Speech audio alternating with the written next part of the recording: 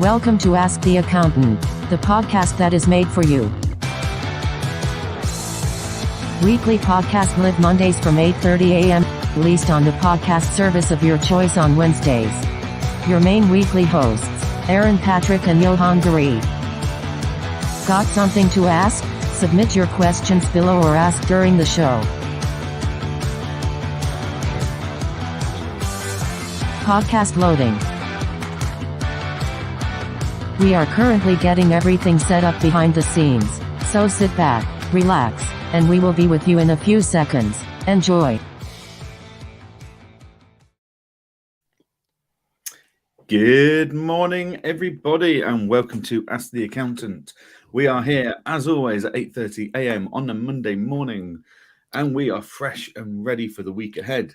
After a very busy week last week, I'm looking forward to taking you all through that. But first of all, let's welcome Mr. Aaron Patrick, our co-host for Ask the Accountant. How are you, and how was your weekend? Can you please clarify to the audience what you mean by fresh and ready for the weekend? Sorry, the week to come. I'm on holiday for the rest of the week, so I am very much. The moment I clock off this podcast today, I am on holiday mode. So I'm off to Whitby for 5 days, then via my dad's for a couple of days on the way home. So the hardest you've got to do is figure out what fish and chips to have for the rest of the week. You know, that's your. Yeah, you just got to, I think you just work your way down the Whitby promenade, like different chippy every lunch and evening. That, from what I understand, that's all Whitby serve. I have been to Whitby before, and I'm a big fan of their fish and chips. So yeah, I'm looking forward to it. How was your weekend, anyway, Aaron? Have you recovered? So for the rest of us mortals, we had to use the weekend, like I said, to recover for the week ahead. So yeah, it was good to have that weekend. It was needed. We'll talk about it, but it was one eventful week, wasn't it? I think that's the fairest way to sum it up. Yes. So yeah, and I can see, you know, we've got comments there as well. Paul and Kirsty. Did we see either of them there? I can't remember. You'll have to let us know in there. Paul was not at Digital Accountancy Show. I can't remember if Kirsty was. I don't think I bumped into her.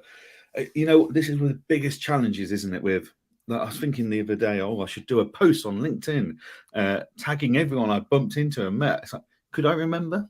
Could I act? Like the amount of people that come up and say, "Hi, how are you?" And you know, whether it's for the work we do with a Digital Accountancy Show, whether it's for the work we do with QuickBooks, Client Engager, whatever it is, you know, we've both got so many people that know of us that want to come and say hello. You know, like Clive flew all the way over from Ireland. He did. Yeah. Digital Accountancy Show for the day, flew back the same day. And he puts on LinkedIn saying the highlight of the whole day was meeting you and me. Like, fair play to him. But yeah, it is hard to keep track of everyone you meet these days at these events. But yeah, so well, let's get into it, Aaron. Let's talk Digital Accountancy Show 2023. What was your impression? I mean, overall, wow. When you kind of put it all into a nutshell. When if we kind of roll back, we were privileged enough to be able to go in early and do our, hopefully now legendary grid walk. And we were given the opportunity to go behind the scenes a little bit, see everyone setting up. And I remember when we first walked to the event, and at the end of the day, it was a building, right? And we just saw this building. Okay, fine. And then we got to go through the front door, and it was just a foyer type of event. Okay, fine. Yeah, that looks cool. Yeah, right. Looks nice. A nice little hashtag DAS 2023 there, like a Hollywood sign. Let's be honest, that wasn't the first thing we noticed. What have I missed? The first thing we noticed was the air conditioning. Oh yeah, very good point. Yeah.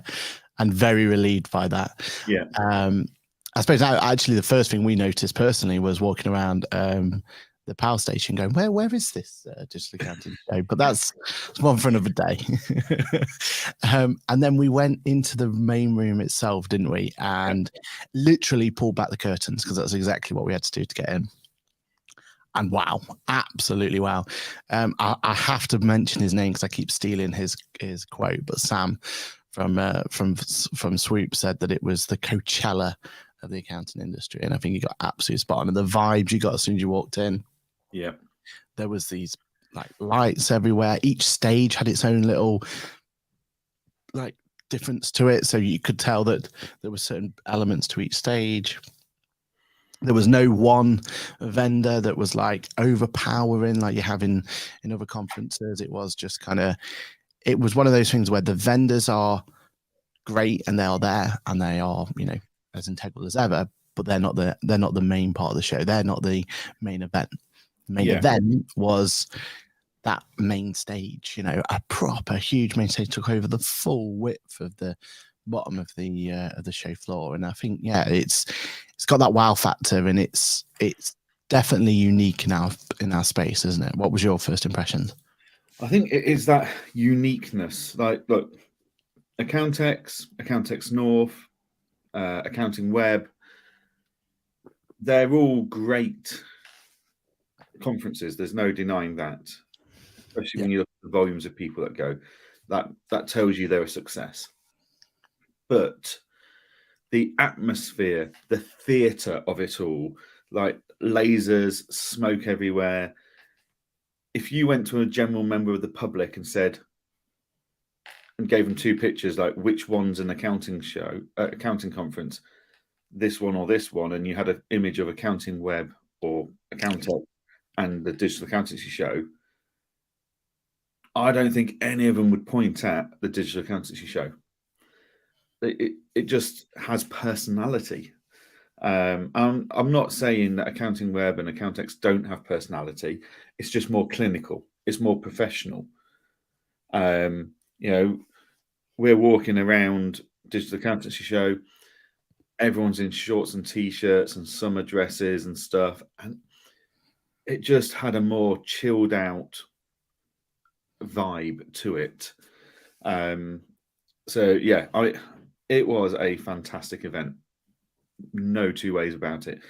Yes, we've got things that we would say, oh, if we were to do it, we would do it slightly differently. Like location, it was a bit of a walk from Battersby Power Station, Tube Station, you know, especially for us who had, you know, camera and microphone gear and stuff. I mean, Aaron broke yet another suitcase in his expedition there and back again. You know, that morning trying to get there, we were sweating. Like it was not a good start for us. So yeah, location, I don't know, it could be more convenient for public transport. Yes, they could have fought through the water situation considering the weather forecast. You know, it was a bit ad hoc. But overall, it was a fantastic event. And there's no two ways of putting that. You know, I think the evening event was a bit Marmite. Like you either enjoy that kind of thing with DJs and stuff, or you don't. Yeah. And you know, I'm not a fan of anything where I have to shout to be able to have a discussion with anyone.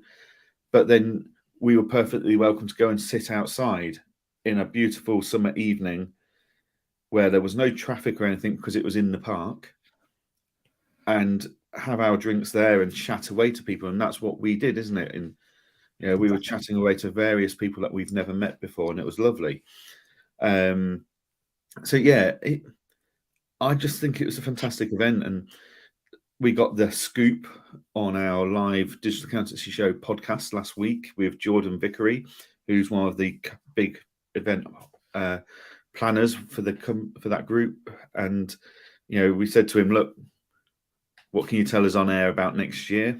And he was very open with us, wasn't he? Like, this is what we're doing, this is where we're doing it. So they're back at the same location next year. They're going to do it in April, which we'll discuss in a minute.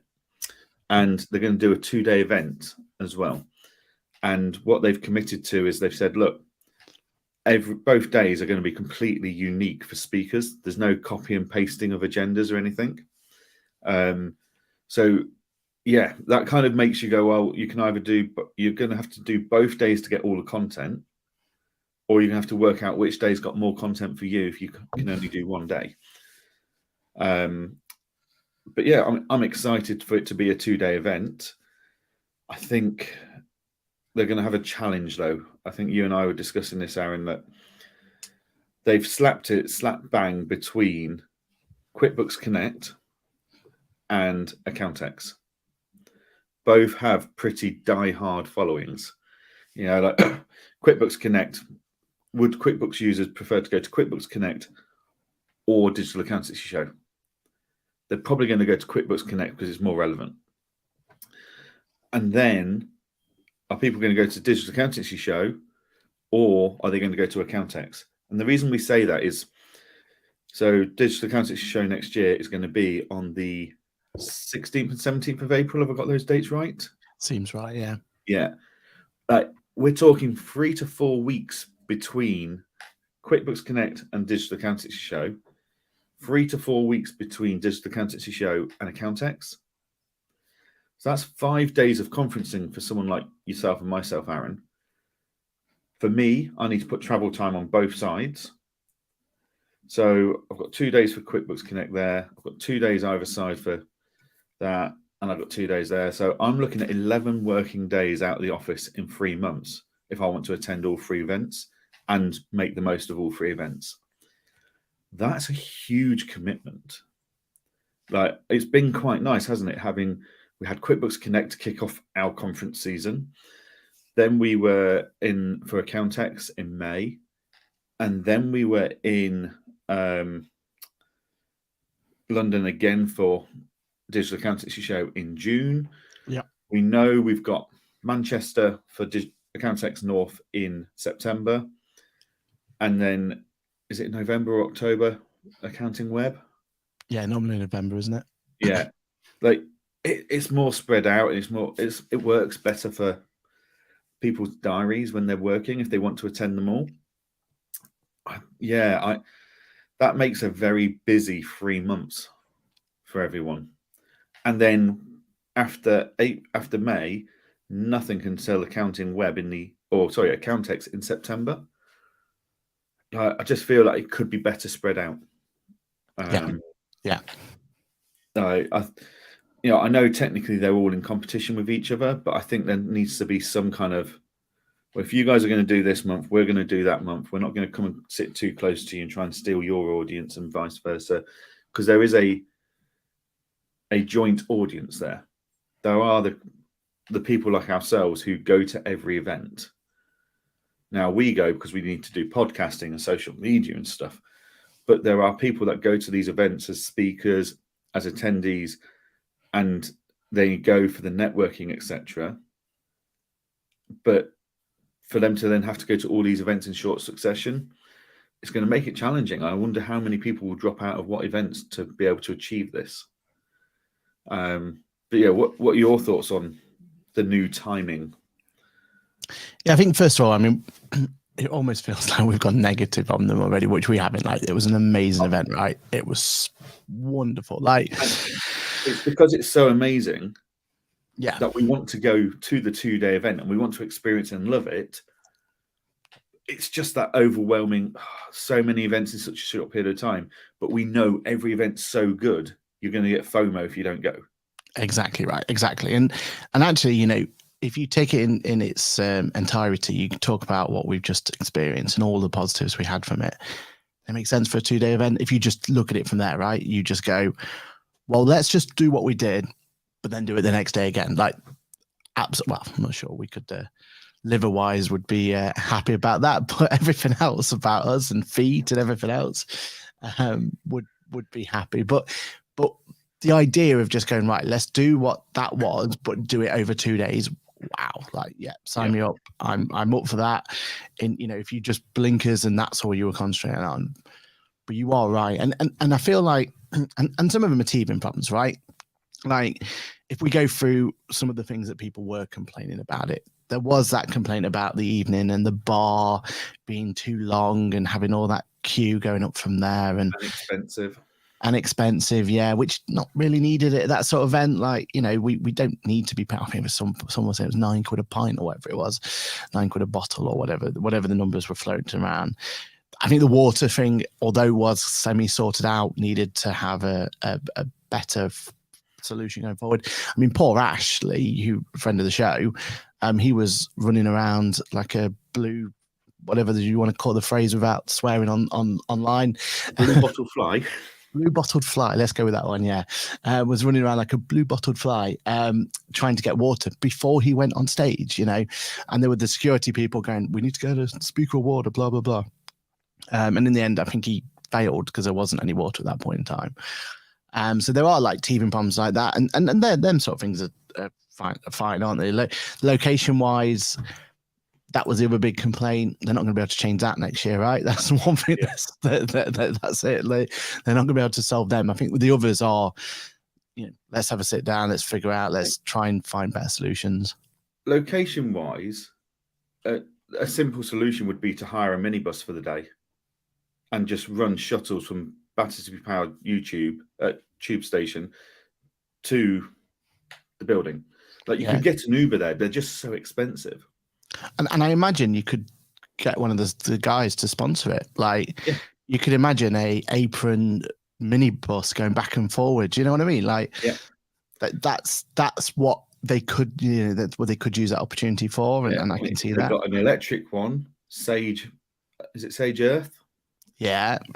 Sponsor that. Yeah, if they want one with only 40% of the wheels, Zero could do it. There's an opportunity there, right? There's people there that would jump it, and I feel like that could also add to the event, right? You've got this cool bus going back and forth or whatever. So I mean, that's our throw in of the mic, throw in for ideas going forward. I do feel like, just the getting there and back side of things, I think the thing about the location was people were complaining they couldn't jump on and go get changed before they came back to the night event and stuff like that. There was that sort of thing, wasn't there? And I can kind of understand that as a bit of a downer for it. Yeah.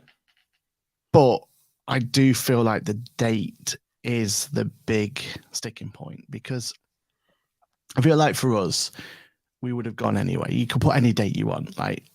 We'll be applying. We will be there. The diehards. And I feel like there's enough of a contingent that would be in the same bracket, right? Yep. We would apply for some speaking spots. If there's 2 days events, there's a better opportunity for us to get those speaking spots. So, fingers crossed we would get there. Some of us didn't struggle for speaking slots. Some of us broke the rules, so that's why. Not break the rules. Not what you know, it's who you know. Exactly. And that's exactly it, isn't it? But, I feel like you take us out of the equation, the attendees who, ultimately we're the ones who kind of decide, make or break how successful this is going to be. But I think for the vendors as well, like they have, a lot of them have or some of them have the luxury of a quote unquote events team. Now that events team is now going to be very, very focused on those 3 events we've just spoke, especially QuickBooks. We think just QuickBooks themselves, they've got to figure out how they're going to build that in and have that working. But then your smaller ones, when it's just them, it's going to be really difficult for them to be able to afford more than anything, like just having those 3 back to back. You've got to really be able to justify each event to be able to make it worthwhile for them. I get why they're changing it, and maybe that'll solve one of the issues with the water and stuff if we're in April. Maybe it won't be as hot and everything else, and maybe they could just get away with a few less water stations or something, because we're not going to need the hydration as much or whatever. But I do feel like Accountex is that one that historically all of those vendors work towards, and that's where they're gonna spend their budget on, the big ones especially. And it might be a case that they then don't put as much effort into Digital Accounting Show, because for them it's like, well, quote, unquote, our main event is still to come. Our main event is still here. What's nice at the moment is they kind of get that main event out of the way, and then they can go and concentrate on Digital Accounting Show. And it's almost like then it's like their next big thing. Now it's almost, in the worst possible way, it could be seen as an inconvenience for some of those vendors, as opposed to, we've got our big one out of the way. Now we can just enjoy Digital Accounting Show. Now it's, we've got to get Digital Accounting Show out of the way, because then we want to go and concentrate on the main event. And that's what we need to make sure doesn't happen, because if that happens, the whole vibe is going to be completely different, isn't it? Yeah, definitely. And Paul's just put in the comments about it being at the start of the tax year. To be honest with you, Paul, I'm not fussed by that. I don't think any time of year you put these events on, that someone's not going to be happy about the timing. Yeah. Like whether you're a sole practitioner or whether you're a big firm, like the timing is not always going to be great. Whether that's tax year starting and a proactive person like Paul is getting on with that tax year straight away, or whether that's coming to the end of a VAT quarter, financial, whatever it is, there's always going to be an inconvenience. So I think it's like it or lump it. I mean, it's one of those things that there's always something that will be a reason that you can't go, and they can't please everyone on with that. So it is what it is, I'm afraid, on that one. Like, don't get me wrong, sticking a show on a VAT deadline day, whilst yes, we should all be proactive and have all our VATs done by then, it's still not ideal. No. And it showed, didn't it? We saw that at the Accounting Web live. Yeah. Yeah. So yeah, and every event you and I go to, we know full well day 2 is quieter than day 1. It's very rare we go to an event and find day 2 is busier or as busy, for that matter, as day 1. So that's a new challenge for them to overcome is, right, how do we keep people that interested for day 2? Or, and how do we keep it worthwhile for our vendors to turn up on day 2 and be aware that it's a 2-day event, because it's a bigger commitment. Like, the stands don't double in price. You get day 2 for basically half price, which is fantastic. But the vendors have still got to put everyone up in hotels. They've still got to do all their transport, etc. They've, double the cost of food and drink and stuff like that. So it is further questions of justifying the cost, not only for attendees, but for the event, for the stall holders, as it were. But yeah,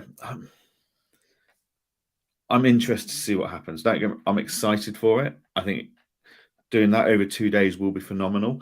I'm sat there thinking, Christ, how are you and I going to handle 3 days of work? But because we don't just do a day at conference, do we? We then tag on a day of podcasting for the day afterwards. So yeah, it is going to be a tough one for us.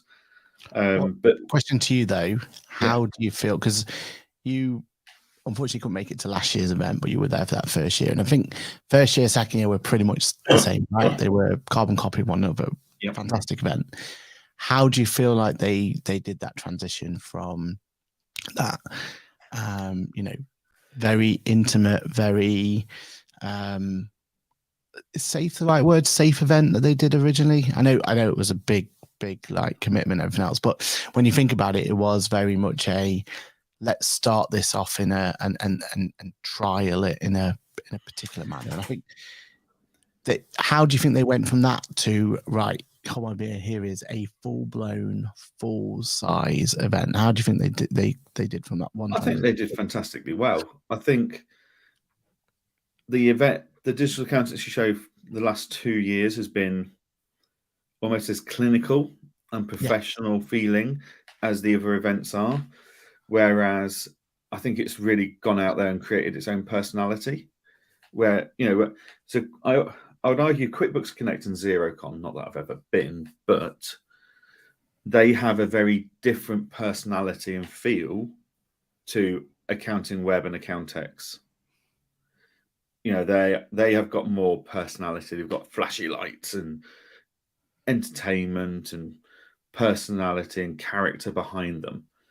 And I think Digital Accountancy Show struck out this year and showed what it wanted to achieve. And I think they did it. I think they did very well. I think they were trying to reflect that this is a event for early adopters, for tech enthusiasts, people that want the latest and greatest. And I think we saw that in the software providers and the attendees. I've heard a lot of software providers saying, as a percentage of, for the number of leads they got as a percentage of number of attendees, they were getting 5 times more leads per 100 people attending than they did at Accountex.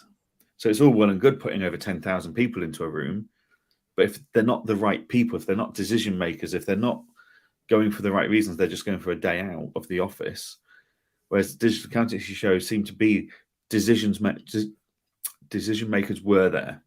Yes. People were there for the right purpose. It wasn't just a day out the office for them. So I think they've done very well in a lot of ways. And I'd argue as well, like doing well, like one of the things they did extremely well is because they have that main stage that was a focal point. I mean, we couldn't even get to the opening ceremony, right? There was no chance. It was amazing. Like there were so many people backing up trying to get to there.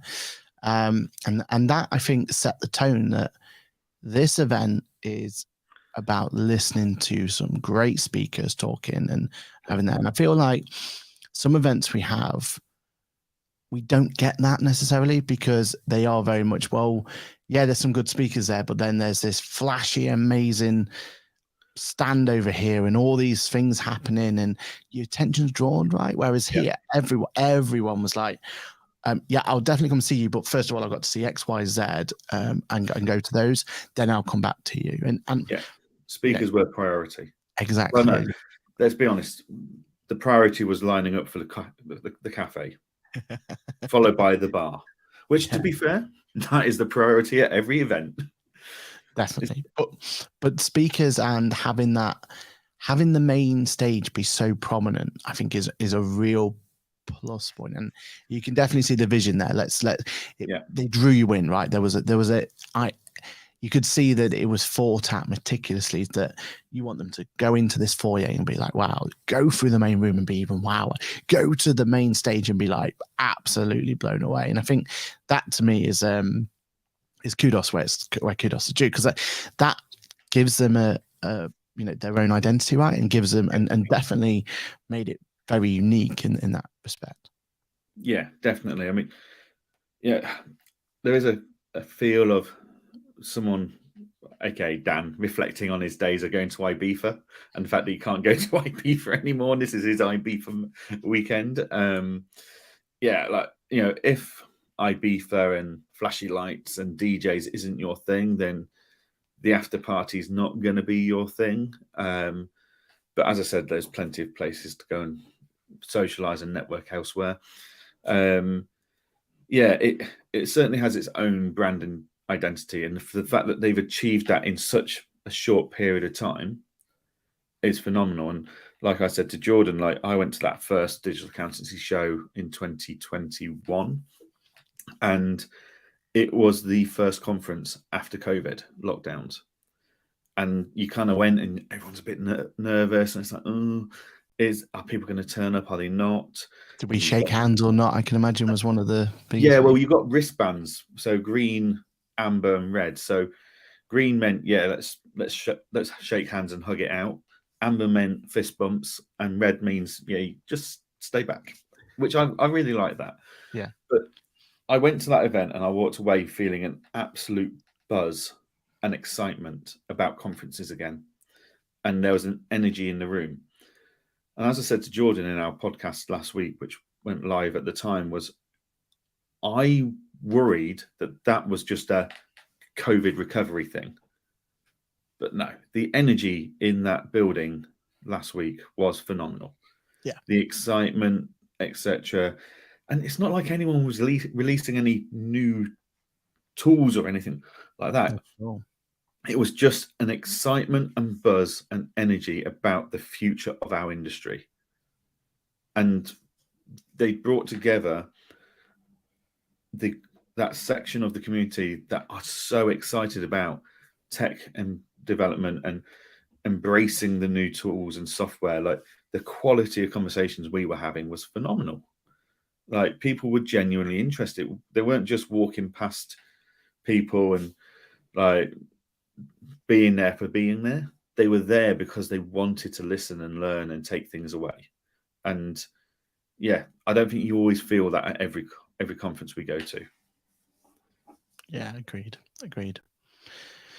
But it was, I must admit though, just feeling it after one day, I am worried about how that 2-day event with that amount of energy. I think the beauty of Accountex is that there are times where you can just kind of have that moment of sit down or whatever and everything else. I felt like Digital Gancho, we didn't sit down once, other than listening to a few of the speakers, wasn't it? That was it was just full go. So we'll see how it pans out. But yeah, 2-day event is maybe we need to start training now. Maybe we should start up a training regime of everyone getting ready for dragging that thing around. And yeah, I mean, I was just looking at standing desks in the hope that if I use a standing desk between now and the next conference season, my feet might not hurt as much by the end of the day. I think I'm lying to myself if that's going to be the case, but never mind. Maybe we're not the ones to set up a training regime. Maybe we need to get the Jordans of the world or Fran, who was doing the social media takeover onto it. Maybe they should do as a little training regime between now and next Digital Accounting show, so we can hit it the right way. That's a challenge to them. Cool. Okay, are we done with Digital Accountancy Show? Yeah, certainly. I mean, it was a overall great event, right? We are buzzing from it. We got some amazing content, which we definitely can't wait to release. We got the grid walk. We got that podcast that is out already, and do get yourself listening to what Jordan has to say, because that was some really insightful stuff. And we've also got some great other podcasts we did, as you alluded to, haven't we? So some great content on its way. All thanks to I always enjoy our days of podcasting in the Brewdog Waterloo studio, not just because of the beer and burgers, that's a bonus, but because of the value I feel we're walking away and we're about to produce and give to our listeners. But those guests we had last week took it up a notch. Definitely. After the first one, Sam Mitchum, I was like, that's it. We've hit the pinnacle here, and then they just kept coming in. The caliber of guests that we've got lined up is just out of this world.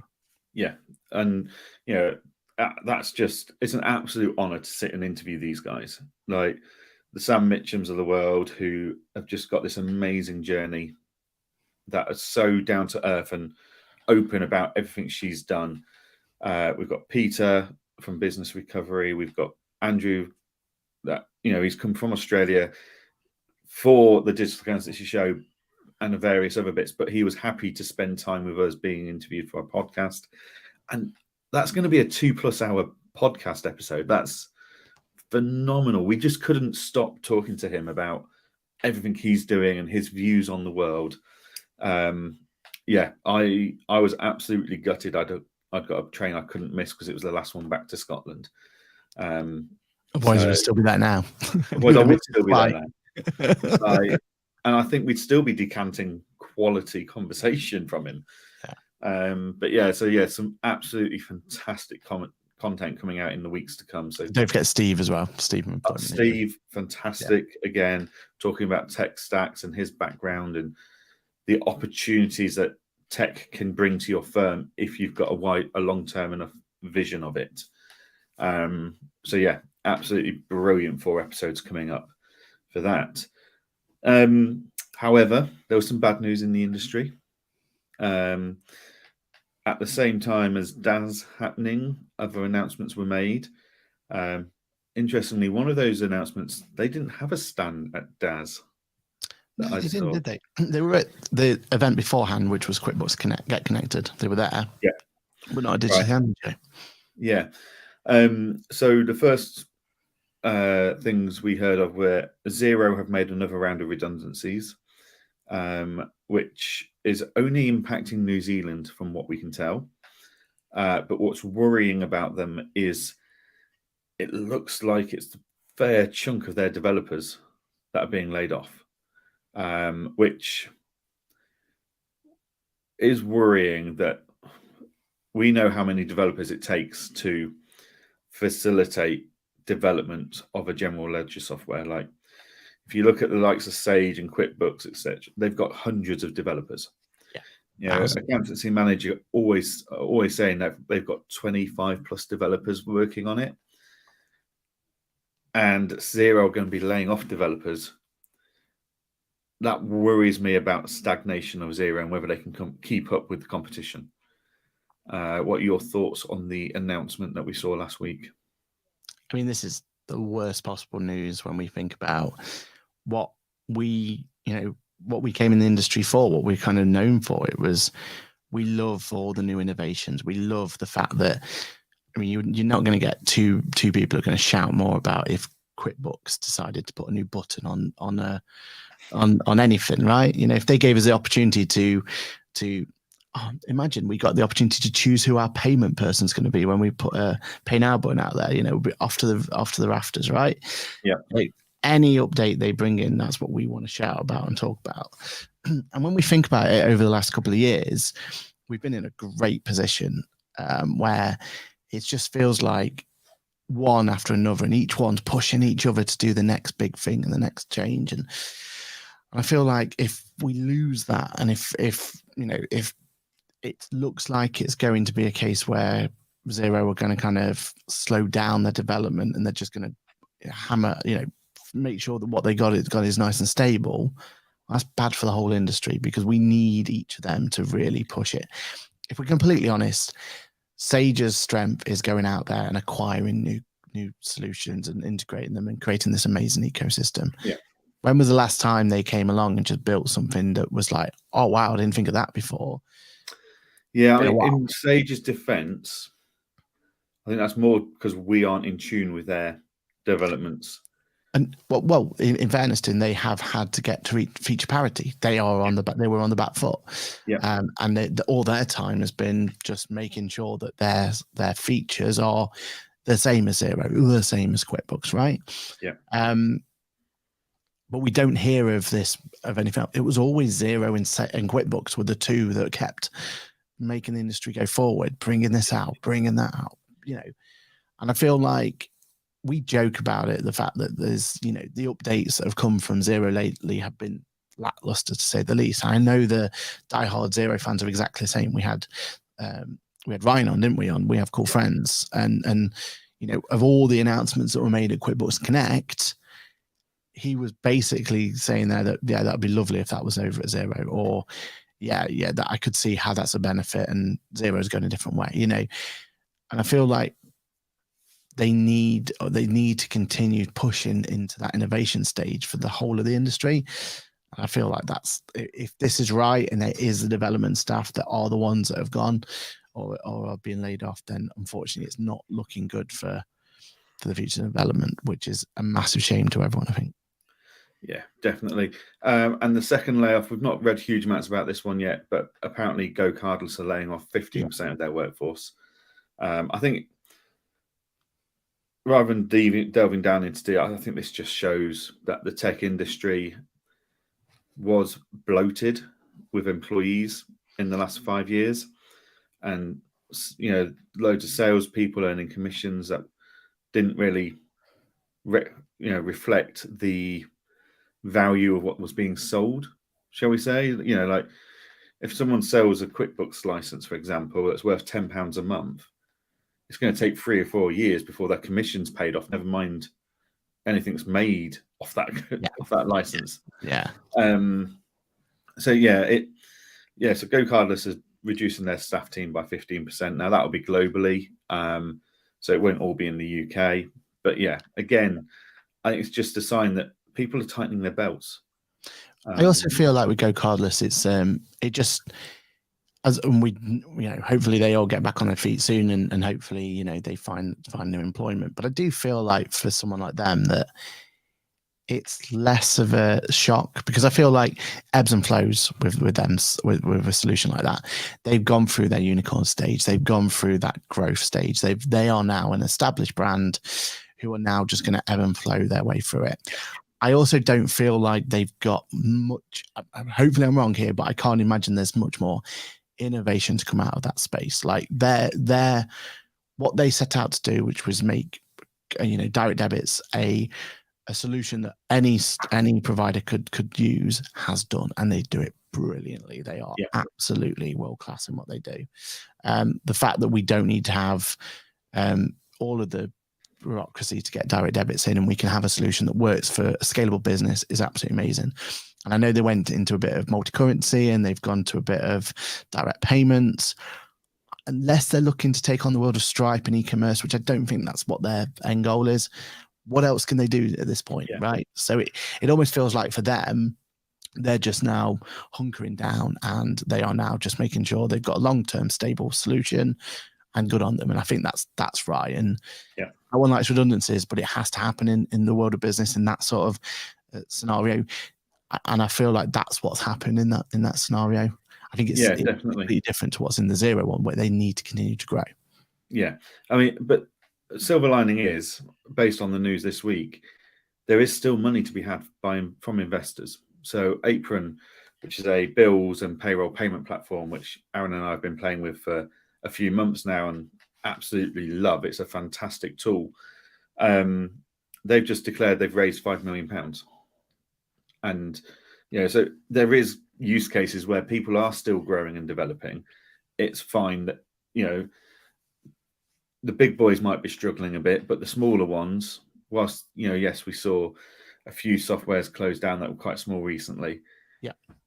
With the right proposition, there's still funding available out there. So it's not all doom and gloom, and there's plenty of innovation to come into our industry still. Now, speaking of innovation, it's not on the list, Aaron, but I want to talk about Employment Hero. So Employment Hero is what was KeyPay, yeah? A couple of years ago, Employment Hero brought out KeyPay, Australian company. They've now rebranded. And KeyPay has always been a fantastic payroll product for us. We've always enjoyed it in my firm. Yep. And it's led to a lot of growth in payroll and profitability because of the way we could automate so much of our payroll and stuff like that. I went to play with their HR tool last night. Oh, okay. Now I'm interested. Yeah. All of a sudden, I feel like a professional company.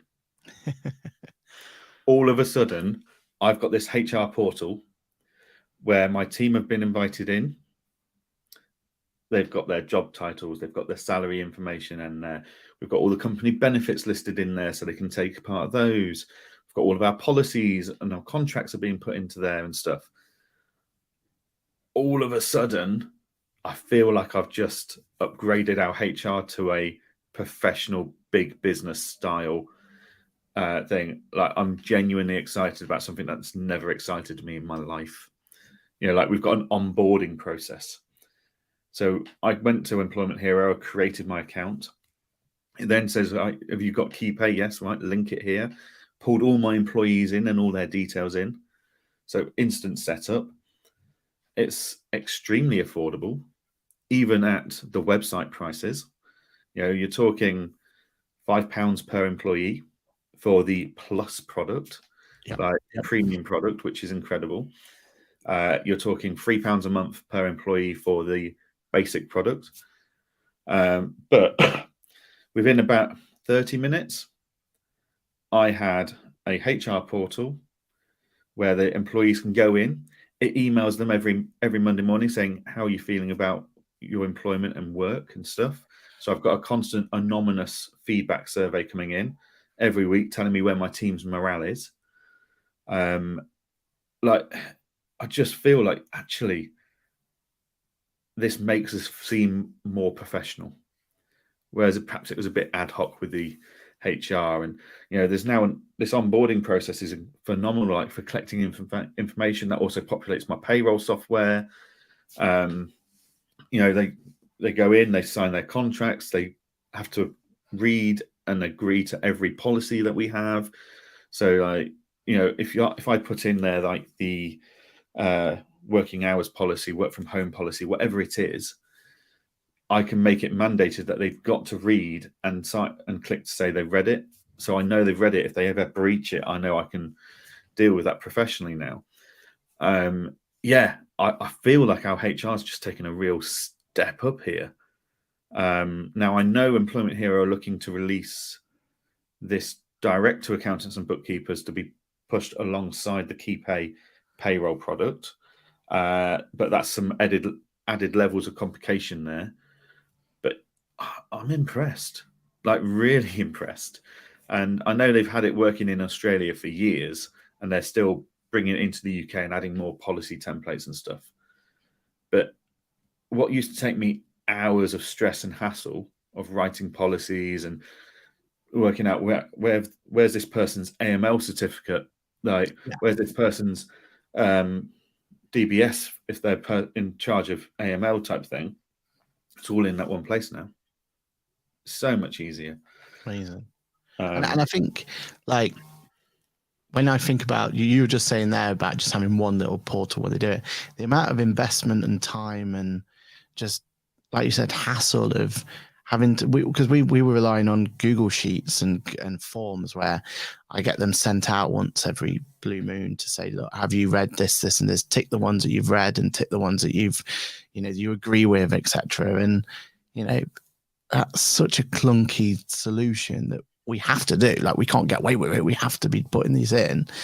And it's also one of those where we find a solution that's going to make our business run better and run smoother, that means that when we have the opportunity to sell this over to clients, we've got the story already there.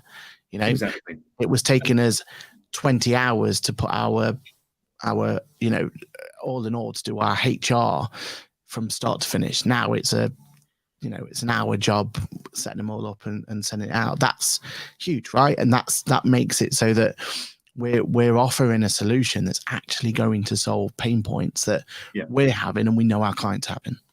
Yeah, and I keep going back to this professional thing. Like, so it's the simplest of things, though. But like, so I've populated it with what our company's core values are. Yeah, and now anyone can log into their HR portal, and they can put someone forward for, like, basically recognition for displaying a core value. So, like, I might go, oh, you know what, Jade's just done this amazing thing with a client that really demonstrated this core value. I'm going to recommend her to be recognized for this across the team. Her manager then gets that notification to say this person's been recognized for this, blah, blah, blah. And then it goes to the whole team saying this person, star of the week, or whatever you want to call it, for recognition. And it's just simple things like that. It's like, actually, we don't have a way of doing that easily at the moment other than through Teams. Yes. I think it gets a bit lost in amongst all the other team stuff. So the fact that I've got an employee survey going out, checking my team's, their morale, their emotional well-being in an anonymous way. So I won't know who said good or bad, but I will know someone's not great, and I can have a bit more of an in-depth chat with everyone. Yep. It automatically reminds me and schedules one-to-ones with every team member based on frequency I want to do. And does it have the appraisal form there as well? Got the appraisal forms in as a template that you can then build on top of, and they've got like 4 or 5 different like ways of scoring. So there's like, competent, very competent, exceptional, or whatever wording you want to do. They've given you some suggestions. So you've got all of that. You've got the list of benefits that I think employees forget they're entitled to half the time. So yeah, it's just all of a sudden I feel like my team are part of a more professional, proper business. Yeah, not a business that I'm running, and things like HR are always the ad hoc bits that you forget to do, and perhaps you don't do reviews as often as you perhaps should do, and you don't feedback and develop your team as much as perhaps you should be doing it. Not necessarily that you don't develop your team, but in a more structured and formal process than you've been doing so far. So yeah, and you can also put all your independent contractors on there. So if you've got a team of bookkeepers and payroll people that aren't employees, but they work with your clients and they work for you, and you want to put them through the same kind of one-to-one basis, whatever it is, you can do that. So yeah, very, very impressed with my first impressions of Employment Hero for a HR tool. So if anyone's looking for a HR tool, or if their clients are looking for one, I definitely recommend having a look. And yeah, go from there. And actually is one other tool I've been playing with again recently, and I'm very excited about what they're looking at doing. So SIF Analytics. So we've used SIF Analytics for years for reporting. It's very cost effective, and it's very good at just pulling in numbers and turning it into charts. Yep. They've got this new tab called Connections, and they're going to start it's all coming soon stuff, but there's a connection to Teams, a connection to Slack. And it's like, oh, hello. Is that going to give me the ability to share reports to my team members through Teams and have conversations and stuff like that? It's just like, it's been a while since I've come across softwares doing something completely exciting to me. And yeah, SIF and Employment Hero today, in the last 24 hours, have excited me about where they're going and what they're doing. So yeah, definitely things to keep an eye on, I think. Yeah. But speaking of direction and future, you've been in the news, Aaron. Someone made an article about you. Look at this loser using AR to file tax return. No, I'm joking. So you were invited by Accounting Web to do an article and be interviewed because you've been filing tax returns via a VR headset. And we believe you are the first person in the UK, I would say, to prepare and file a CT600 via a VR headset. And I believe you've been chatting to HMRC about this experience. What was there? How did they respond to this bit of modern technology being used? Well, the most telling part was the fact that when I said, oh yeah, because the whole conversation came about where I was at QuickBooks Get Connected, HMRC was on stage, and I put my hand up to say that asking questions, in reality, I was planted. I was planted to put a question in. And there was a bit of miscommunication as Tom, who was comparing the actual talk, actually said the question I was supposed to say. So I was kind of like, okay, now what am I going to do? But anyway, I asked them a question. And during that question, I mentioned the fact that I was one of the first people to file, or I was on their beta product for filing MTD ITSA. So that was it. Suddenly HMRC was all like, right, we need to speak to this guy. So as soon as the event finished, came over to me, started talking to me, blah, blah, blah. We talked all about MTD ITSA and everything else. And then I just casually explained about the fact that, oh yeah, and I filed in VR corporation tax for the first time. I'd love to be able to do the same in MTD ITSA. So that could be a really cool like next step sort of thing. And suddenly QuickBooks were like, oh, can we get legal on that? Is that something we can do or not? And I'll wait and see if legal allow me to do that first. But HMRC's response was, sorry, VR? But you're going to have to explain to me, what is VR? And generally, I had to explain what it was, the whole concept of having to put a device on my head. So then I had all these multiple screens in front of me, the benefits that came, everything else. And yeah, I think at first they were a little bit confused. Was it an upgrade to the fax machine or not? I think that's where they were trying to figure out where it fell. What you're telling me is all of those people employed by HMRC in their call centers aren't sat there with VR headsets looking at multiple displays, pulling off your tax information and trying to make sense of it. No, they're trying to make sure their fax machine has still got ink in it. That's what they're doing at this point in time. The dot print matrix. On. Well, those big phones with their hello. I mean, that's an upgrade to 2 years ago when they were still putting the little wires in between and going from there. So fair play to him. But no, yeah, the whole VR and filing VR is definitely, it's definitely the future. We're just not there yet. And that's exactly what the article goes into. But we spoke about it, didn't we? Was it last week before when Apple announced their device? Like that, even that will not be the future. That is still a beta solution that we're very excited to play around. We're very excited to make the most out of. But ultimately, that is the stepping stone of where we want it to be. And yeah, I think I watched a video on YouTube about someone took the Meta Pro that you've got headset, and they basically through app building built the user interface that Apple are proposing. Okay. And they said, it's not great, it's not ideal because they're forcing things to do things that it's not meant to. Yeah, it's not got the ecosystem, right? And that's what the benefit. It's not got the ecosystem and stuff like that. But the thing it really boiled down to was, up until 2 weeks ago, every single headset was focused on these controls that you had in your hands and buttons.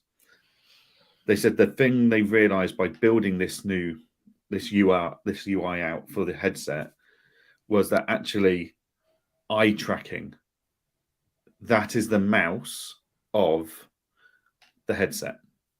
We've been too focused using these little controllers in our hands because that's what we're used to with our PlayStations, our Xboxes, our computers. You know, we've got our mouse, eye tracking, and that is the mouse of AR and VR, and hand gestures is the thing of the future. Like they said, that their experience by programming the Meta thing to use eye tracking made everything else so much easier in day-to-day use. But unfortunately, the Meta Pro hasn't got the best eye tracking, and the Quest 3 that's coming out later this year has no eye tracking at all.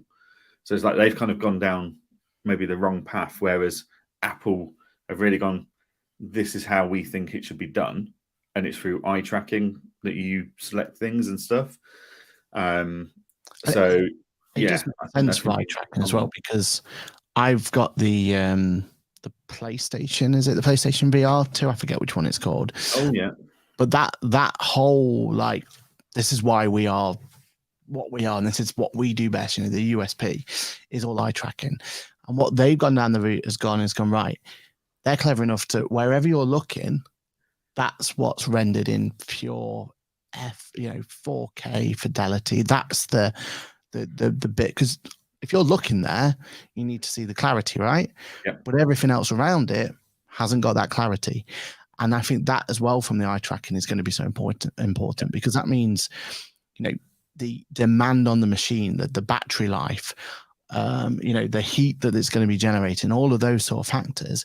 If it only needs to actually render where you're looking in the full 4K sharpness and clarity, then that also not only to point and everything else and to use it as an input device, but also as a way of being able to make it more user friendly, I think is a winner, right? And I feel like you're right. I feel like eye tracking has got to be it's going to be the 4K, right? It's going to be the next buzzword is, does your VR unit have eye tracking? And if it doesn't, it's going to fall behind.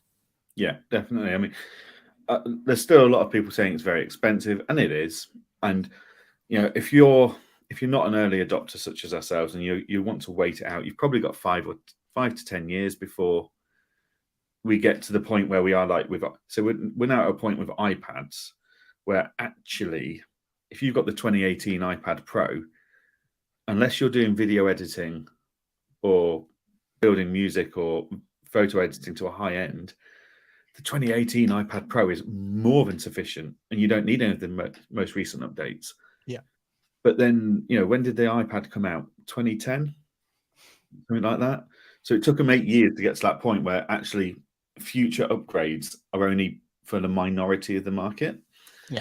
So if we take that same concept, we're probably about 8 years away from future headset upgrades being for a minority of early adopters. But so where are we now? 2023. So 2031, the headset that comes out in 2031 will probably be the one that's right for the majority of the market. And that's yeah, everything up till then, for people like Aaron and myself, it's going to be a very expensive 8 years. Yeah, and a very expensive toy. Yeah. What do you mean toy? It's a professional device for me to do my work with. So now HMRC listens to the podcast. It's definitely not a toy. It's exclusively and inclusively for the purpose of the trade. Yes. So HMRC, we are definitely using it for professional use only. And to Chrissy and Claire, our good ladies, it is a professional investment that we must make. It is not a toy for our enjoyment at all. There we go. I think we've covered all our bases there, Aaron. Legal team. Yeah. But very quickly then, Aaron, VR filing of the CT600.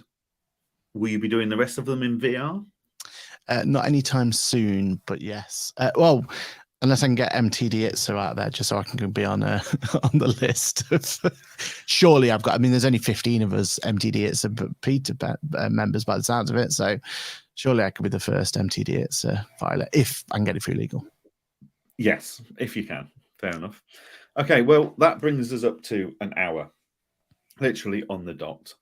I'm off as of in 10 minutes. I'm about to get in the car and disappear to Whitby and have 5 days of R&R in Whitby, just relaxing, visiting different pubs and good food and fish and chips, basically, and dog walks. But Aaron, what are you doing for the week ahead?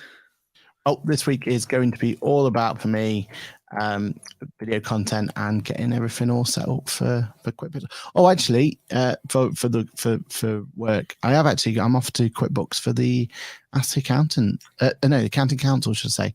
The Accounting Council. Yeah, I'm a bit going to be missing that. But my wife's made it very clear that I have a choice between marriage and a one-day event at a QuickBooks head office. I've got a feeling by the amount of NDAs that I've signed, there's not much I'll be able to talk about this time next week. But yeah, to go and talk to QuickBooks and get a feel for what's next and what's going on, and what changes will probably be happening based on what we know is coming. So yeah, it'll be interesting to talk and see what goes on. Brilliant. Well, as always, everybody, thank you very much for tuning in. If you are listening back to this on whether it's on one of our social media video channels or whether it's on the podcast channel of your choice, why not join us at 8:30 every Monday morning so you can ask your questions like Paul and Kirsty did. We'll answer them. We'll share your views and opinions on what we're discussing. And then failing that, we're always available on your podcasts every Wednesday morning. We hope you'll be tuning in soon to join us and discuss all the latest topics in the accounting world. So that's everything from me. So thank you very much. Cheers, everyone. And we'll see you next week. See you next week. Bye for now.